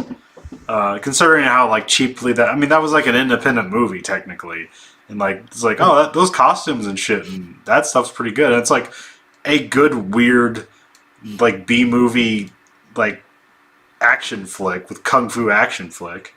And then the second one I think is just fun. It's totally stupid, but I think it's fun. But the third one's just stupid. So. Oh, come on, it has its points. No, wait, no, it doesn't. Well, it's like it's weird. It's like the first one is probably I think they spent like $8 million on it. It probably looks the best out of all three of them. The third one, you think like, oh, now they have money to make it. It looks the worst. Everything looks cheap. Nothing's cinematographically. There's no good cinematography to it. It's just there. It's like and like what they do with the whole like Japan samurai stuff is just like it's just there. They don't do anything with it. Well, I kind of wonder if like maybe because I just watched all the Beverly Hills Cop movies again because I was on HBO Max's trilogy that they put on there, like doing it all again. And like looking up trivia for the third one after watching the third one again, I was like, this is the one I've seen the most and I hate it the most. But because that's the only one we had on video cassette when I was a kid, so that's the one I got to see the most, not the better two. But I looked up trivia for the movie, and originally they wanted to take place in London with Taggart and Bose and the captain that was in Bogomil, that's his name, that was in both movies. And they wanted him to be captured at a police convention. They all got together to save him. And I don't know what the working title would have been, but pre-production took so long, they had to scrap the idea because Taggart and Bogomil couldn't play anymore because they had to go to different roles. And then they wanted Paul Schreiber's character, the weird white guy detective from the first two movies that I didn't like. They wanted him to be killed in a trafficking incident in London, and then Eddie Murphy's character would go throughout the world to catch his killers, eventually to Russia or whatever. And that was supposed to be the second backup, but they thought it was too similar to Black Rain. So then they just wrote that. Then they just wrote that out of the blue, and then Eddie Murphy hated it because he didn't want to do any comedy because he thought the character was more mature. So him and John Landis fought the entire time again, and they didn't get along. And so they just pieced the script together as fast as they could and shot it. And, Eddie Murphy obviously doesn't think it's a very good movie, and he apparently was depressed the whole shoot because of all the movies he'd done before that bombed. And so it was just like... He had to cry to so many millions of dollars. Well, yeah, he got paid $15 million for that movie. Because the budget ballooned, too, and made it out of control, so the studio took over at some point, too. But it's like... So that's how you make a really bad movie that doesn't tie into the other two, huh? That makes sense. So I kind of wonder if that's what happened to Teenage Mutant Ninja Turtles 3. They had a working idea to keep it in New York, and use all the sets and costumes and make it look the same. But then like everybody fell off, and they just decided to make whatever piece of shit they could cobble together. No, with at least their most amount of I money. bet somebody sold somebody. It's like, hey, what if the Ninja Turtles were in a Kurosawa movie, and then somebody thought that was cool, and then nobody followed up on that. They're Yeah, just that a concept that never really made it off the paper. Because That would be cool. also like that's the Ninja Turtle series is also kind of weird because like your attraction, your draw to that isn't like a major movie star. It's these costumes, and you can put anybody in those fucking costumes, and you can pay people less to do the voiceovers. Yeah. So, like, yeah, it's like there's a lot of cost saving measures there, and it seems like there's like, we can just shit this out. It's fine. Yeah. But also, I like, mean, I don't know if like Corey Feldman came back to do the voice and shit. I didn't pay attention to I that. believe he did the voice through all 3 movies, as far as I remember. But 'Cause obviously he wasn't the main actor in the suit because I think it was all like gymnast guys. And shit yeah, doing it that, was but- just gymnast guys. Yeah. But at the same time, like, yeah, I don't know what the production troubles were and like all that shit. I'm sure like it definitely would have been a good movie either way because it's the 3rd one, and you know once you get so many sequels in, it doesn't matter what the premise is. Usually it's shit at some point. It kind of seemed like one of those movies where like they were shooting one movie halfway through, and then they just like, oh fuck, and they lost all their funding, and then just shot a different movie, a cheaper version. Yeah, that could be true. That's very much probably in keeping with what happened. Wow. Because I mean, Hollywood seems to do that a lot, where it's like instead of just abandoning the project and losing what little money they put into it, even though it's still a lot of money, they always pump more money into it and still try to make it a thing, and then they're surprised when it flops. Well, the first one was an independent movie, and I'm not sure if by the 3rd one, if it was still like that same independent studio doing it, and maybe they just fucked it up and lost their ass somewhere, and they lost all their funding. It's like, let's put out one more Turtles movies, man. Let's get our money back, and then they just lost their ass. They bet all Turtles, and it came up red. I mean, I guess I don't know how much the first 2 made over their box office. If it was like such a huge margin they had. Yeah, to make the third one. like I said, the first one I think cost $8 million. They made something like $160 million worldwide or something like that. Okay. I believe that the company that released it was called FHE, which I don't know if you like remember that title. It was like it was on some VHS stuff. Like I think they basically like did a lot of like VHS releases. It was an independent company. But I think by the second one, I think maybe like Universal came in and was releasing them or something. Okay. But also you had like the cartoon and the toys were much more important than the movies at that point. Like those things made billions of dollars. Oh yeah. I mean, they Oh, yeah, tried I to had- revive that how many times? 3? Yeah, because it's been back. There's those movies weren't any better. No, there was the weird CGI Weinstein one that they came out with, which I guess made money, and then there's the new live action ones, which they made 2 of those, and they've like rebooted the cartoon series like 5 times. back to the Well, you know, you get too many seasons deep, you have to pay the voice actors more than minimum wage. But So- there is a new video game coming out. It's called like Shredder's Revenge that looks like the old arcade games. It looks pretty awesome. oh yeah, the remaking the arcade cabinet game for the Switch or whatever, and I really want that at some point whenever it comes out. Oh, the Shredder's Revenge one. So that's a completely new game. It just looks like the arcade. Oh, okay. It looks like the arcade. Okay, I didn't know that. I just saw that. And I remember the one I played at Chuck E. Cheese that I thought was really good. That I never. Yeah, the thing where you can throw the Foot Clan like at the camera, essentially. Yeah, Okay. Yeah. I think it was Turtles in Time was the one that was in the arcade. Okay. I also remember like when I was a kid, like if you had a Super Nintendo, you got Turtles in Time. But I was a Genesis kid, so I had Hyperstone Heist, which I think both are like equally cool games. But the Turtles in Time is widely regarded as a better game. But Yeah, I mean, there's the Simpsons arcade cabinet game, which I really like too, but I think that maybe came out on Xbox a while ago, and I Yeah. didn't buy it. So I mean, There's a lot of good arcade cabinet games I kind of wish I owned, but unfortunately, there's I don't have unlimited money and time to play. Nah. The thing about those arcade games is that, like, if you don't have the frustration of, like, losing your quarter, they're kind of worthless. Like, if you can just pump all the quarters in it, like, they take, like, an hour and a half to finish, and it's like, well, that didn't seem that exciting. True, I guess I didn't think about that aspect of it, but I'm still really bad at, like, side-scrolling beat-em-up, so I'd probably still, like, die enough that I might have to, like... I think there's, like, hard modes where you have to, like, you can't, like, lose all your lives and just continue. So I think they have that option, so at least it kind of feels like it's still an arcade game. But I'm not quite sure, because I haven't really, obviously done anything like that in a while, and I probably won't for a little while longer, just because I don't have a lot of time to play video games anymore. Or at least not in my main table, because between today I was looking up insurance because my home and car insurance both dropped me, and my taxes are still not something I can submit. So I've been trying to work on stuff. I took my grandma grocery shopping today and to get a haircut because everybody else was busy and I was trying to help out. And wish I could say I worked on my brakes in my car to save myself money, but I'll be spending that $1,000 on Monday to do that. So I have too much crap on my plate anymore. So I can't really justify spending all my time on video games anymore as much as I'd like to do that.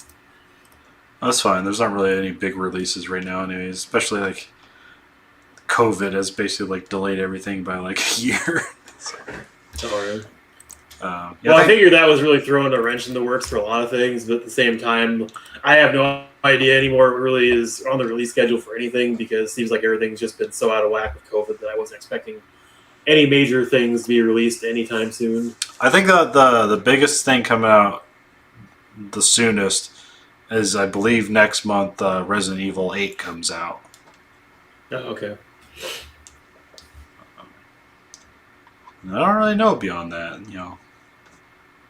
Usually, I'm pretty sure Ubisoft will have something, because Probably. like they've actually they've handled the pandemic the best because of how they can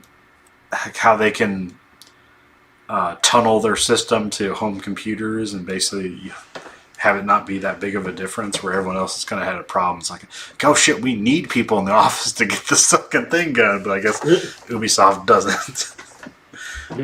Of course, if you look at like the production names to any Ubisoft game, like they throw all their studios at every game, so every game has like 1,000 people behind it. And like most of it's like 500 of it's just people that create assets. So, anyways, No, I don't know what video game companies are really doing well right now. Obviously, there's still been a bunch of mergers in the last couple of years for Microsoft and a bunch of other companies gobbling up smaller developers. So Microsoft they just finished their deal, so now they own id, or no, ZeniMax, and ZeniMax owns id. So now they own id. They own the Elder Scrolls franchise. They own the Wolfenstein franchise. They own a lot of stuff now. That seems like too much. It's like Disney. It's too much to own and not fuck up. Almost. I guess I don't know. I don't know how those studios were doing relatively, and if they would have closed otherwise without being bought out. I guess. No, this probably saves them in some way. I'm always surprised like Capcom never got bought by anybody, because their release schedule is pretty thin. But I guess those Monster Hunter games do pretty well for them. Well, I kind of figured that. Capcom's doesn't have. They have a lot of good archaic or like older titles and properties that would be good to own. But I don't know about recently if they have a lot of good catalog. No, those Resident Evil remakes they've been doing were pretty good. The second one's the best, but the third one's fine. But and then they have a new Resident Evil coming out, and I don't know beyond that.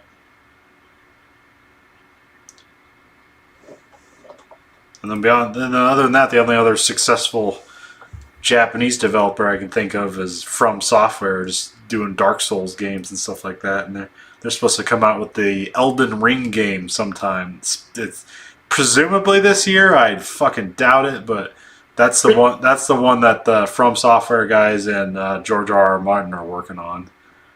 Oh, okay. Oh yeah, I recently did. Yeah, I got the PS5 and I played through Demon Souls. So that was pretty good because I never played Demon Souls before, so extremely frustrating. Yeah. But that's what those games are. So Yeah, and I tried playing one of those games and never again. I don't want that kind of energy. I don't need more excuse to like break things. So, it's weird. The thing about those games is like the discovery, like what's around the next corner. But like when you die and have to start at the previous corner and you try to go back to the next corner and just can constantly fail, it's like, no, why am I doing this? Mhm. And then you watch like a playthrough of it and like, I think I could do that. So, yeah, those games, you gotta play them with like guides and stuff like that to just like give yourself a break. It's like, why am I banging my head against the wall with this dumb shit? yeah, I wouldn't want to. Physically exhausted from playing a video game.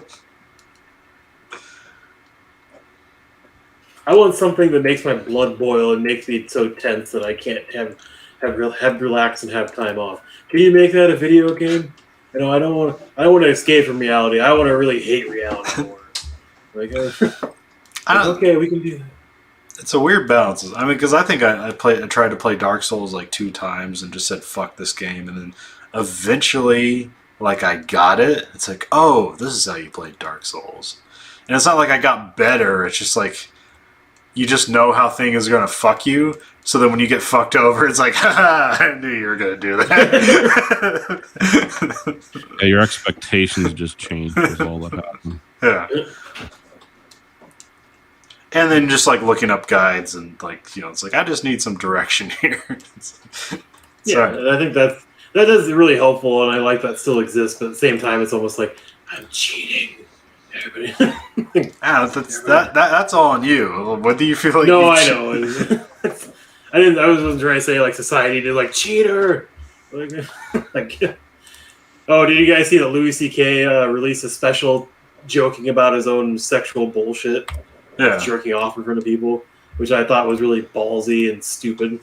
I don't think it's ballsy. He just like decided to talk about it in front of an audience. It is funny, but it's like, is he profiting off of his own bullshit? It's like, I guess. I mean, it really seems like it. Because he has a parts where he's like talked about like, or he's like, if you ask somebody, is it okay to jerk off in front of you? Like, check in, make sure it's okay. And then he's like, and even if they say yes, just don't fucking do it. Yeah, I'd say it's a good ground rule. I mean, I don't know if he did a comedy special to educate people on that. No. Maybe. Well, it's like, I was also weird watching it because just everything is like colored by that. I don't know, this seemed like way better because like when I first heard about, well, like the thing positive thing you say about Louis C.K., but like when the whole Me Too stuff happened, like he was like literally, well, maybe not literally, but he was like one of the only people who's like, yep, I did that. I'm sorry, and I will be disappearing for the next couple of years. He was like the only one that like essentially apologized and then just like nope, wasn't me, prove it. But that's not to excuse him. Yeah. And then like there was the bits where he's starting to get back into comedy, and then like Joe Rogan was like all on his side, like that's a funny joke, and he was like joking about like school shooting survivors, like imagine if that's the only important thing that you did in your life is you didn't get shot at school. It's like that was so crass and stupid, and it's like, oh, is this who Louis C.K. is now? Just completely bitter and pointless. So this new thing he especially has seems to be in a lot better headspace than that shit he was putting out or got leaked. Because like he didn't actually put that out. Somebody like recorded it and leaked it. So Yeah. Well, I hope so, because that's his main bit, and that's what he's like. Oh, this is my new comedy special: school shooter survivors. That'd be yeah. Well, I think it's going to be interesting, like with this horrid culture we have now, if guys like him can actually find a way home, or are we just gonna just put people on the outside and say they can't make money, and then be amazed at what happens in 5 years when all these people have decided they've had enough? And it's like, what will they change into? It's like the people that will take over the country and kill everyone is what they will change into. So it's interesting to see if he can find a way back from this completely defective culture we have, to where an apology is an apology and not a you're not like, it's not like the Scarlet Letter bullshit that's been going on the last 5 years. Because that's what got us to Donald Trump. It's like people are just like, oh, fuck it, nothing else matters, so just destroy everything. So it'll be interesting to see if he can, if he's smart enough and witty enough to find a way back. I mean, I don't want him to, because yes, he asked permission and they said yes, but it's all up in the air if that was more implied because you don't they have, didn't want to say no. You don't have to excuse him. it's okay. No, I know. I don't want to excuse him, but I don't want him to have a way back, because I don't think that kind of person deserves a way back. Everyone deserves a way back. Everyone deserves to apologize unless they've committed murder or molested children. Well, I mean, I guess fine. They can apologize. That's what this horrid culture is doing to this country. It's divided. You want to know why everything's so divided up? Because you got people running around trying to destroy other people's careers. And it's like, sure, you don't, if you've done really, really bad stuff and really, really hurt people, then you don't get to have a seat at the table. But this stuff only is like this is only like celebrity culture stuff. Well, yeah, this isn't really everyday people stuff. This is just like. But they want to make it into that. That's where it's going. They want to get everyone. They want everyone living the prisoner's dilemma in this country. They've been doing this shit at universities for 20 years, and now they're just trying to destroy the mainstream culture too. And you've got those lunatics on one side, and then you've got the Trump people on the other. And it's like, I really don't want a shooting war to start here. So I think we've got to realize that people will make mistakes, and people change, and they got to have a way home.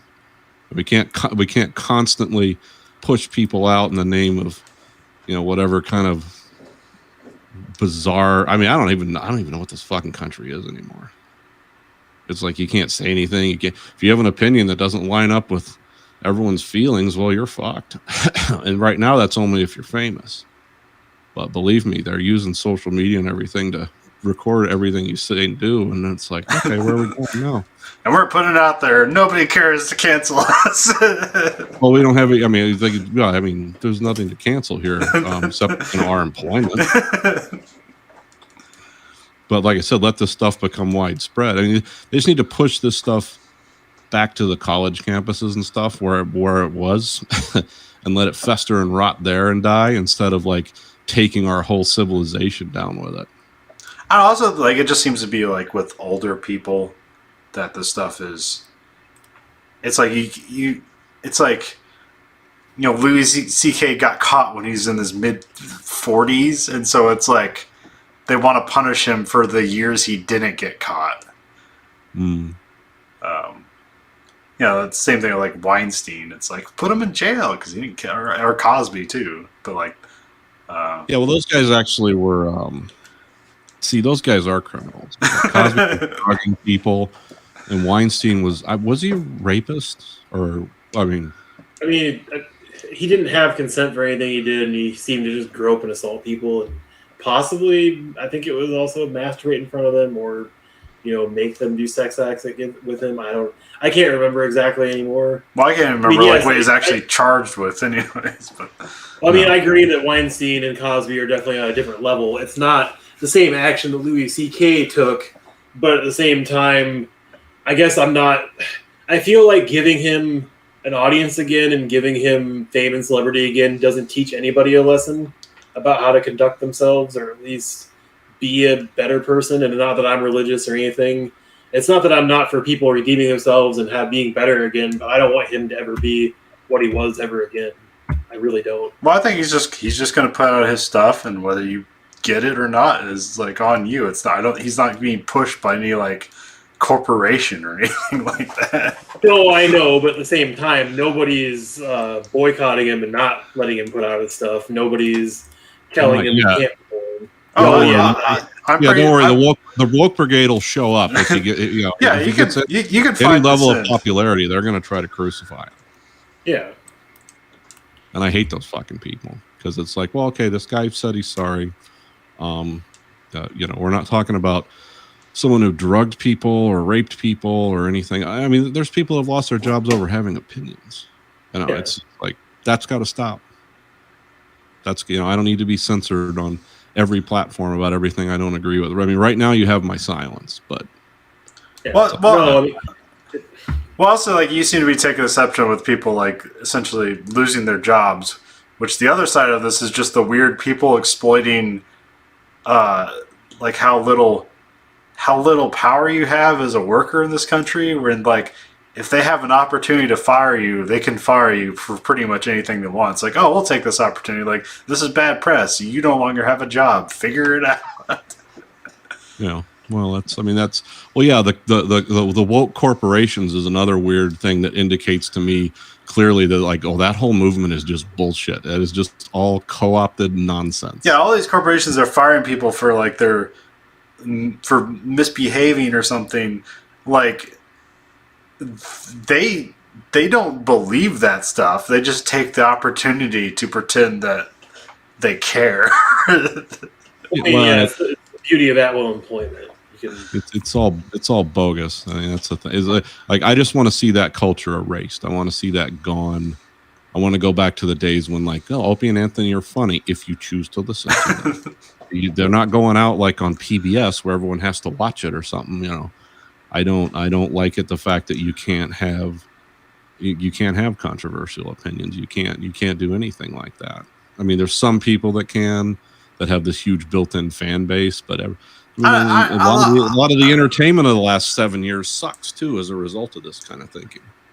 Well, I think it's There's just a lot of stuff I don't watch anymore. There's a lot of stuff I don't listen to anymore because of this shit.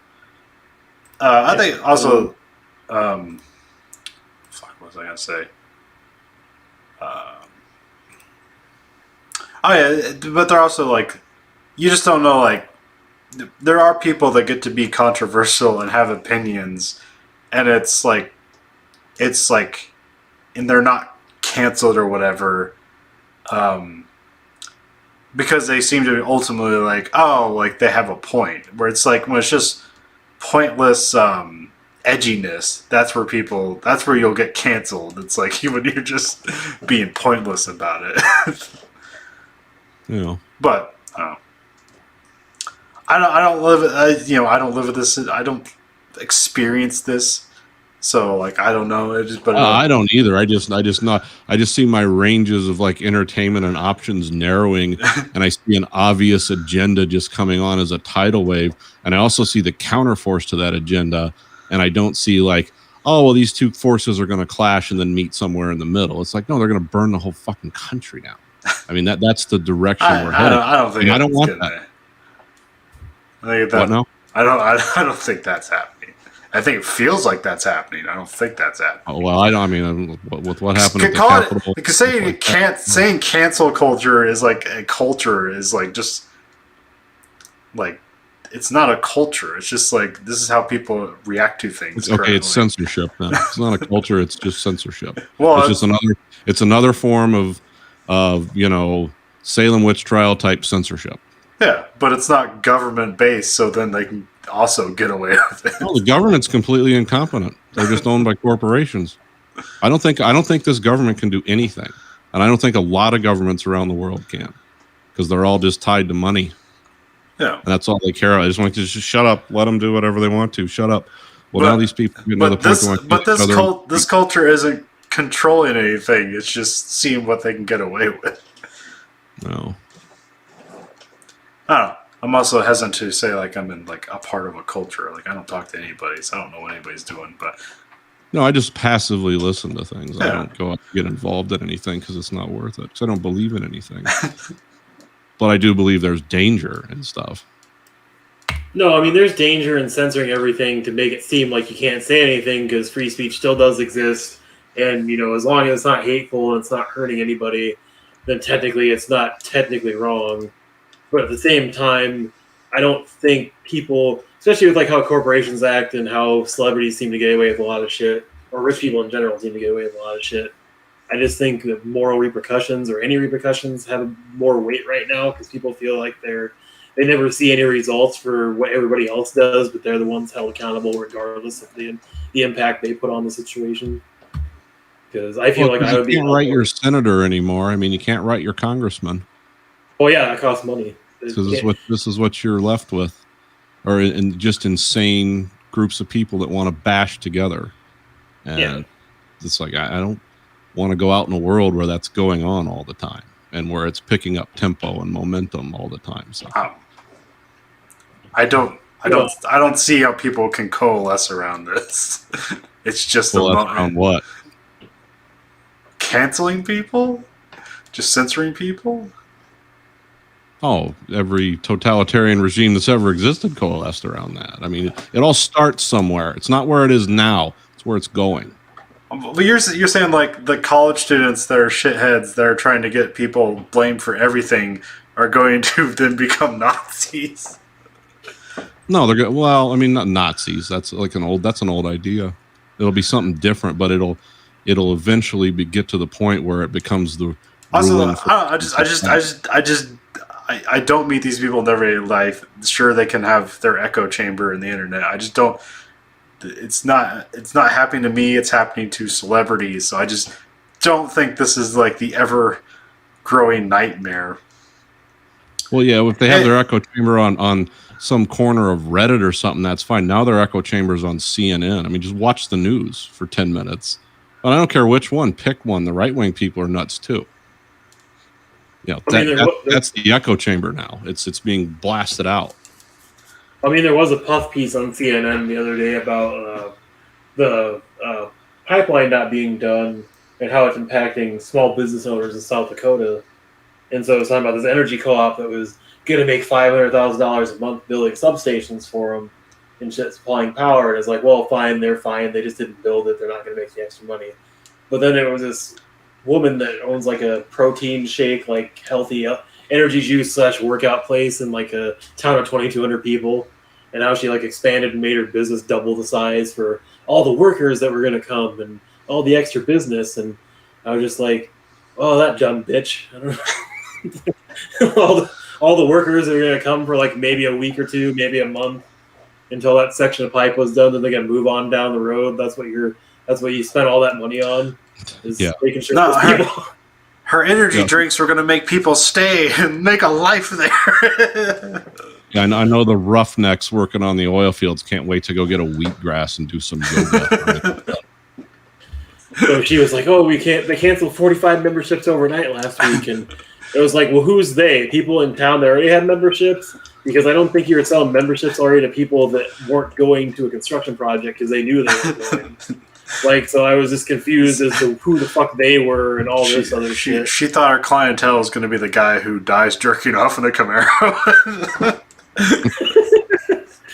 So it was just like she's just sobbing, and it's like, yes, I know your business is dead. It's not a good thing, but at the same time, it's like, how the hell did it get to this situation that you're spending money you don't fucking have on a hypothetical? Everybody moves here, and this is a booming town now.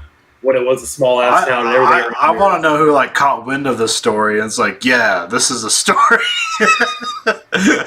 Yeah, I don't know because I don't know why CNN picked it up. Like, did she go to the press and they're like, all right, we got nothing else, or did the press come to her? Like, I don't know. That's a good question. Who is responsible for this piece airing and being produced? Because it was basically just like, nobody really cared because anybody that paid attention to all the Keystone Pipeline stuff knew that it wasn't actually going to happen once Joe Biden took presidency. Because it's not like he was secretive about hating it and not wanting it. He definitely didn't want it, and he definitely said so multiple times. And people already didn't like it, the idea of it. So I don't know why people seem surprised and why people are like, oh, why did this happen to us? well, then if people act surprised, then that's a news story. It's like people are acting surprised about this thing. It's like, are they? It's like, well, I said acting. Actually surprised. There's acting surprise. My acting class paid off, Tom. I act surprised about the news. And they bought it. Yeah. Well, how much did you get? I mean, exposure? The news paid me an exposure. Oh, there was a fucking great like little comic about that. Whereas like this artist does this free work for this guy. He's like, here's your exposure bucks. He's like, awesome. And then he goes to try and buy a hot dog with it. It's like, what will this buy me? He's like, absolutely nothing. And then the guy just like looks sad and fucking sits there. It's like, yeah, that's exactly what happens. Like anybody that thinks that they're gonna get anything out of fucking exposure is fucking stupid. Because I was explaining it. Like, news could make like what are those non-fungible tokens? Yeah. Like misery tokens. Like, oh, here's some tornado victims. It's like, well, how many misery tokens can we give them on camera and tell them they watched grandma get sucked up into a funnel cloud or something? Well, that didn't happen. It's like, it doesn't matter. Well, I mean, if you get something from like one of the Jenners, that's like actual, that's exposure that can spend money. But if your exposure is like, I have a Guatemalan Twitter farm of 100,000 people, it's like, we're gonna pay you an exposure. It's like, that's gonna mean nothing. That's just a lot of shit being sent out on the internet that reaches no one and no one's gonna understand it. Guatemalan Twitter. Is that a real thing? Probably more in Sri Lanka, but there's like companies that basically like they have people that they hire who get on phones and computers and just have like thousands of different accounts, and like you just buy likes and replies and stuff like that, and they just all day they just farm out responses to make it look like you're the hot thing, like this thing's awesome. Oh, okay. So yeah, people have 1 million Twitter followers and then try to go, it's like, I can make this into a business. Give me money. And they go trace it back. It's like, yeah, you're big in Sri Lanka. It's like you're huge there. Why don't you go ask them for a loan? All right. Well, that's all I got this week. All right. That's all my fun for this week. Maybe we'll have jobs next week. well, I hope so, because shit, we just fired our executive assistant on Friday for unknown reasons, and that's not a good sign if it's for reasons of, hey, we can't pay you because we're doing poorly. We're just going to eliminate your position, because they said it wasn't needed anymore, which I find hard to believe because she did everything from negotiate machine contracts to help payroll and a bunch of other stuff that was necessary to run the business. So if they're saying she's not necessary, then I wonder who really is necessary at that place. So, well, that's American business right now. Oh, she was remote controlling the boat and ran the Grand Suez Canal. Maybe that's true. Maybe she was involved in that. You gotta fall on this. You gotta fall on this sword. We fired the person responsible. Oh, the captain? No, the executive secretary from the branch in Iowa. Was using Boat Simulator 3. That's how we were saving money on boat captains. Gave her a joystick and a keyboard, let her go. Well, this is why, like, when they floated that idea, I remember about 5 years ago, they're like, we could build nuclear powered. It was to reduce greenhouse gases from all the diesel from those shipping container boats. It's like, yeah, we could make nuclear powered ones. It's like the people, there's like no laws with the people doing the diesel runs. You're going to give them a nuclear reactor? How's that going to work out? Nuclear reactor grounded in Suez Canal, overheating. Yeah. Boats never wrecked against the shoreline and released chemicals. Well, they're actually like, this was in, like, government was going to throw development money at companies to build these, like Bechtel and stuff. It was going to build these big nuclear power, and these things couldn't even pull into the docks. They were going to be so huge. You would have to send boats out to them and load stuff off of them onto like the regular huge size shipping container boats. And then people pointed out, it's like, there's no regulation in that, but they'll all flag in Panama or something where they don't have any rules. Give them a fucking nuclear reactor. Oh, good luck. It'll probably happen anyway. I think only like non-warship nuclear reactor ships are like those Russian icebreakers and like the N1 and the N1. Yeah, no, yeah. The civilians don't control nuclear reactors and at the sea yet, Yeah. unless they're like, because even those icebreakers, I think they're considered like part of the navy. Yeah, yeah. But there aren't armaments on them. No, yeah, they don't. But it's probably Except run by sailors and shit like that. Well, I remember when they built the. What was it? Which one was it? The VI Lenin in the 60s or 70s, and the cooks figured out it's like, oh, we can get our pans clean really fast by using this like high temperature steam. They were tapped into the channel, the main feed channel for the coolant reactor, and they were spraying. It's like, look how all the chicken and pasta comes off this. The whole half the ship was irradiated. They had to pull it into a harbor and say they were doing maintenance on it, and this thing was red hot. That's the kind of shit that, I mean, just blow it up. But yeah, they're always thinking. But anyway, this week for the American Greed Factory podcast, this is Nathan. This is Conlon. Andrew. Goodbye, America.